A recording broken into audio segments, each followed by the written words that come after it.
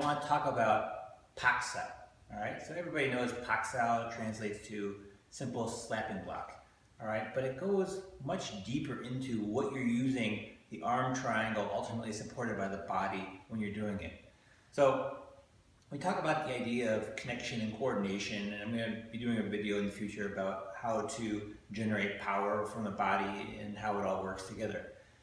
But for right now, the idea of connection of the arms working together and that coordination, okay? So when you do Pak Sao, you don't want to come in and stiff arm with your one Pak Sao hand and then try to punch with the other. Remember, your arms are working together in a coordinated fashion.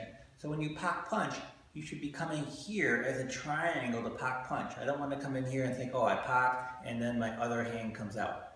When you're practicing, you want the hands to work together. So it's understanding where the power application is for both the Pak individually and the punch. So when I'm working with Phil here, and I'm going to do the Pak punch to him, I'm going to come in, I do just a little wind-up motion, and I Pak punch going forward with that, okay? So you see when I'm here, my arm is in that Tan Sao range when I'm doing the strike, but I'm also here controlling with the Pak. Now, when I control with a Pak Sao hand, it's letting me do a couple things. One, it's opening up the door to attack, okay? We talk about when he's in the guard here. Let me move forward just a little bit. When he's in the guard here, this is the door. I want to get to beyond the door to strike him. So one way to do that is I come in and I Pak punch.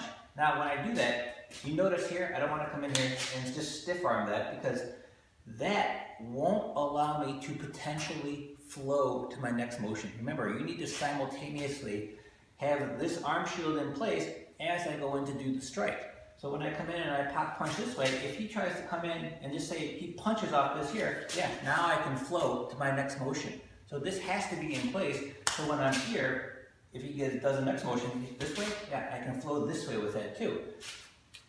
Either way, this is simultaneously protecting me while I'm using it to control and attack him. So when I'm also here and I'm doing the Pak, I don't want to Pak off to the side with that. But when I come in, I want to Pak forward. See, on that time, it affected the center of gravity. I don't have to like literally push him, but when I affect the center of gravity, he has to regain control of that center of gravity first and foremost before he's able to do any arm motion to block that. So when he comes in here, and if he steps with that, now see, he's compressing it right here, and I can flow to my next motion. But if he, let's say he steps back with that as I come in and I smoothly Pak, see, now he can come in and potentially block that at a greater rate. But that all depends on your opponent's ability. I just flowed to my next motion with the punch. So it's challenging in that way, but you've got to dominate the line. But the main thing is when I Pak, I don't want to Pak to the side here. I Pak to the side, he can just come in and punch with that. Yeah. And I have to come in and catch and equalize and neutralize, and ultimately I just flow to Wu Sao from that. But when you go into Pak, remember, don't just stiff arm the guy, and I don't want to be out here when I do the punch, but my triangle is working together. The maximum range that it shoots out is just a, think, Tan Sao range.